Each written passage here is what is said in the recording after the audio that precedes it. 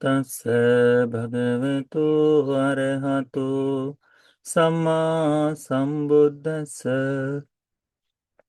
नमो तस्स भगवतो अरहतो सम्मा संबुद्दस्स। नमो तस्स भगवतो अरहतो सम्मा संबुद्दस्स। साधु साधु साधु। पूजनीय कल्याण मित्र, गुरु बंदी जी के चरणों में हमारा साष्टांग प्रणाम है। साधु साधु साधु। श्रद्धावान उपासक उपासिकागण, प्रातः की इस कक्षा में आज हम लोग सीखेंगे अचिर पक्कंत सूत्र। अचिर पक्कंत सूत्र, यह भी सूत्र संयुक्त निकाय के लाभ सत्कार वर्ग में आने वाला ही सूत्र है। इस सूत्र को भी भगवान बुद्ध जी ने देवदत्त को ही उपदेशित करते हुए, देवदत्त को बताते हुए ही यह सूत्र बताया गया है। इसी को सिंहली में या फिर दूसरे सूत्रों में इसको अत्तवध सूत्र भी कहा गया है। ठीक है, तो ये दोनों नामों से ये सूत्र जाना जाता है, अत्तवध या अचिरपक्कंत सूत्र। तो अचिरपक्कंत सूत्र इसलिए क्योंकि गिज्जकूट पर्वत में वहाँ देवदत्त भगवान बुद्ध जी विराजमान थे। ठीक है, और तो सूत्र इस तरह से है, एवं में सुतंग एकं समयं भगवा राजगहे विहरति गिज्जकूटे पब्बते। तब भगवान बुद्ध जी राजगृह में विराजमान थे, गिज्जकूट पर्वत पर अचिर पक्कंते देवदत्त दीर्घकाल से, यानी जैसे देवदत्त छोड़ के चले गया उस समय की ये बात है कि देवदत्त के भगवान बुद्ध जी को छोड़कर जाने के पश्चात तत्र को भगवान देवदत्त आरभ, नहीं, दीर्घ काल तक देवदत्त का प्रवजित होने के बाद देवदत्त के लिए कि उसके लिए भगवान बुद्ध जी ने कुछ बातचीत की थी उसके साथ, और उसके पश्चात भगवान बुद्ध जी ने उसके लिए भिक्षुओं को आमंत्रित किया। देवदत्त के बारे में भगवान ने भिक्षुओं को बताया, अत्तवधाय भिक्खवे देवदत्तस्य लाभ सत्कार शिलो को उदपादे। भिक्षुओं, ये जो देवदत्त का देवदत्त जो लाभ सत्कार कीर्ति प्रशंसा जो उत्पन्न हुई है, यह उसके खुद की वध के लिए उत्पन्न हुआ है, कहते हैं। अत्तवदाय भिक्खवे देवदत्त लाभ सत्कार शिलोको उदपादे। भिक्षुओं, देवदत्त के लिए जो उत्पन्न हुए लाभ सत्कार है, इससे उसका खुद का जान जा रही है, कहते हैं। पराभवाय देवदत्त लाभ सत्कार शिलो को उदपादे। उसका पराभव होने के लिए, उसका हानि होने के लिए ही, उसका पराजय होने के लिए ही यह लाभ सत्कार कीर्ति प्रशंसा उत्पन्न हुई है करके भगवान बुद्ध जी बताते हैं। और इस बारे में कि लाभ सत्कार किस तरह से देवदत्त का वध कर देगा या फिर किस तरह से उसका पराजय कर देगा, इसके बारे में कुछ दो तीन सुंदर उपमा आदि है जिनके बारे में हम देखेंगे। सेयथापि भिक्खवे कदली अत्तवदाय फलं देती। कदली का मतलब होता है केले। ठीक है, हम केले खाते हैं ना, तो केलों का पेड़, केले का जो पेड़ है वह, तो भगवान कहते हैं कि ये उस तरह से समझो भिक्षु, जैसे केले का वृक्ष जब फल देता है तो आत्महत्या के लिए फल देता है। यानी जैसे ही केले में एक बार फल आ जाए, उसके बाद में केले का पेड़ रह नहीं सकता, वो एक ही बार अपने जीवन में फल देता है।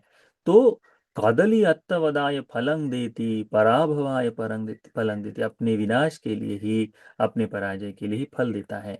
एवमेव को भिक्खवे, इसी प्रकार से भिक्षु, देवदत्त को जो लाभ सत्कार उत्पन्न हुआ है वह आत्महत्या के लिए ही उत्पन्न हुआ है, स्वयं की पराजय के लिए ही उत्पन्न हुआ है करके, पराभव के लिए उत्पन्न हुआ है करके भगवान कहते हैं। फिर दूसरा उदाहरण देते, एक हो गया केले के वृक्ष का, दूसरा है सेयथापि भिक्खवे वेलु अत्तवधाय फलं देती पराभवाय फलं देती। ये जो बाम्बू ट्री है ना, बांस जिसे कहते हैं, तो ये बांस के जो पेड़ है वे भी इसी प्रकार से जब वे फल देते हैं तो उससे उन्हीं का विनाश होता है। उसके बाद वो बाम्बू का पेड़ नहीं रहता, वो खुद का ही विनाश कर देता है जैसे ही फल आ जाता है उसमें। तो अभी हम लोगों को देखने में कम मिलता है, क्योंकि बाम्बू के वृक्ष पर फल जो है या फूल जो है अनेकों सालों बाद आते हैं। ऐसे हर साल आए, हर सीजन में ऐसा नहीं है उनका।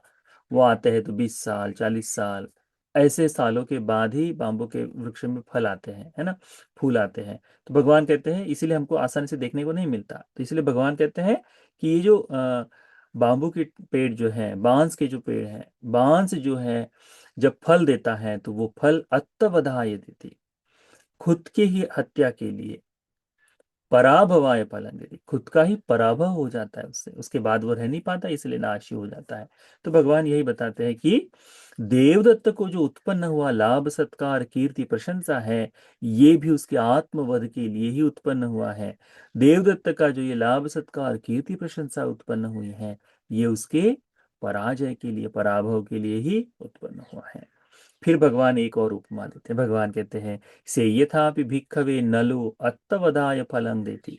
नल एक एक तरह से बाम्बू के जैसा ही पेड़ है, जो अंदर से हॉलो ही होता है, ठीक है। तो वह वृक्ष भी जब फल देता है तो अपनी ही अत्तवधाय फलम देती, खुद का ही विनाश करने के लिए फल देता है, उसके बाद वो नहीं रहता, वो पेड़ मर जाता है। हम अक्सर देखते हैं कि दूसरे पेड़ जब फल देते हैं तो उसके बाद वो स्वयं भी बने रहता है और दूसरे भी बने रहते हैं, परंतु इसमें जो उदाहरण दिए भगवान ने, ये वैसे है कि जिसके फल आने के बाद वो पेड़ खुद विनाश हो जाता है, खत्म हो जाता है। तो भगवान कहते हैं कि से यथा भिक्खवे नलो अत्तवदाय फलं देती परभवाय फलं देती। यह जो नल नाम का वृक्ष है वह भी अपने खुद की हानि के लिए फल देता है, अपना आत्मवध के लिए, अपने पराभव के लिए यह फल देता है। एवमेव को भिक्खवे, जिस प्रकार से ये फल देता है वैसे ही भिक्षु ये देवदत्त को उत्पन्न हुआ लाभ सत्कार कीर्ति प्रशंसा जो है, वह भी खुद के वध के लिए ही उत्पन्न हुई है, यह उसके खुद के पराभव के लिए ही उत्पन्न हुआ है करके भगवान बताते हैं। अंतिम में भगवान बताते हैं सेयथापि भिक्खवे, अंतिम उदाहरण है यह कि अस्सतरी अत्तवदाय गब्बं गन्हाति पराभवाय गब्बं गन्हाति। आपने खच्चर देखा होगा, है ना, खच्चर देखा है ना। तो जो खच्चरी है, ये खच्चरी गर्भधारण नहीं करती। यदि गर्भधारण हो जाए किसी को तो जन्म नहीं दे पाती, मर जाती है। अब एक तो घोड़ा, जो घोड़ी है वो दे सकती है, ठीक है, या फिर गधी है वो भी बच्चे आराम से दे सकती है, परंतु खच्चरी नहीं दे सकती। खच्चरी अपने उनको उस तरह से उनका शरीर ही नहीं बना हुआ होता है कि वह बच्चे को प्रसव कर पाए करके। तो यदि वह किसी कारणवश, यदि वह गर्भधारण भी कर ले तब भी वह उस खुद को ही नाश होता है, वो स्वयं मर जाती है, परंतु बालक को जन्म नहीं देती। यही भगवान बताते हैं कि जैसे वह खच्चरी जन्म नहीं दे सकती या फिर वह खुद का ही नाश कर लेती है यदि गर्भधारण कर ले, वैसे ही देवदत्त को उत्पन्न हुआ ये लाभ सत्कार कीर्ति प्रशंसा भी आत्मवध के लिए ही उत्पन्न हुआ है, स्वयं के पराभव के लिए ही उत्पन्न हुआ है करके भगवान कहते हैं। हमने देखना चाहिए ये लाभ सत्कार कीर्ति प्रशंसा जब उत्पन्न होता है तो क्या करता है, ये खुद का विनाश कर देता है, खुद को नाश कर देता है। तो यदि देवदत्त का इसमें बात कहे तो इसमें आप और हम भी आ गए हैं। यदि हमारे जीवन में इस तरह से ये लाभ सत्कार उत्पन्न हो और उस लाभ सत्कार का हम बड़ा आनंद मनाएं, बड़ा गौरव मनाएं और बड़े ही भाव से अरे मुझे प्राप्त हुआ है ये लाभ सत्कार, इस तरह से अहंकार बढ़ाकर चले, तो क्या कर रहे हैं, अपने ही विनाश के लिए हम वृक्ष का फल दे रहे हैं। तो जैसे ही ये लाभ सत्कार में कोई अभिभूत हो जाता है तो वो उसका विनाश हो जाता है करके ध्यान में रखना चाहिए। और ये पराभव है, पराभव हो जाता है, उसका स्वयं पराजित हो जाता है, शासन में रह नहीं पाता, केवल स्वांग, फिर केवल बाहरी पहनावा, कहने मात्र के लिए रहता है भिक्षु, कहने मात्र के लिए रहता है उपासक, कहने मात्र के लिए उपासिका रहता है। वास्तव में वह मृत्यु को प्राप्त हो जाता है, ऐसा है देखिए। तो इस बात को अच्छे से जानना चाहिए ठीक है। तो आ, यह जो सूत्र है, इसमें भगवान ने अंतिम में यह बताया है क्या, एवं दारुणों को भिक्खवे लाभ सत्कार